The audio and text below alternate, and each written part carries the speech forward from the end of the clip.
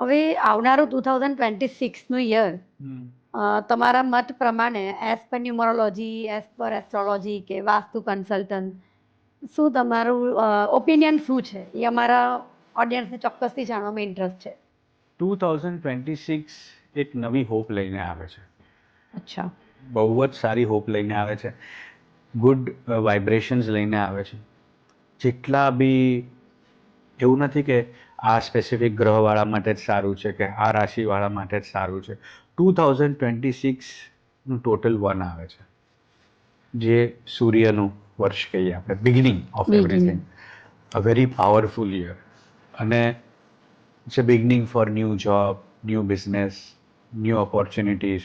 કોઈના લગ્ન નથી થતા, કોઈનો બિઝનેસ સ્ટાર્ટ નહોતો થતો એ થશે, કોઈને ફાઇનાન્સીસ અરેન્જ નહોતા થતા, કોઈના પૈસા અટવાયેલા હતા કોઈ લઈ ગયેલું એ આવશે. સો જેટલું તમે પોઝિટિવ રહેશો એટલું મેક્સિમમ બેનિફિટ તમે આવતા વર્ષે લઈ શકશો. For all. યસ, આ વર્ષે તમે જોજો નો, ઇટ વોઝ ટોટલ ઓફ 9. તો આ વર્ષે કેટલી બધી પ્રોબ્લેમ્સ આવેલા, જેમ કે પ્લેન ક્રેશ થયું, yes. All over the world આટલા બધા પ્રોબ્લેમ્સ આવ્યા, ફ્લડ્સ આવી ગયા, વરસાદ કેટલો બધો પડ્યો, બધી વસ્તુની અતિવૃષ્ટિ થઈ છે. તો Yes. આ વર્ષે આપણે કહીએ ને કે મોર ઓફ અ મેજર કેલેમિટીઝ વધારે થઈ છે.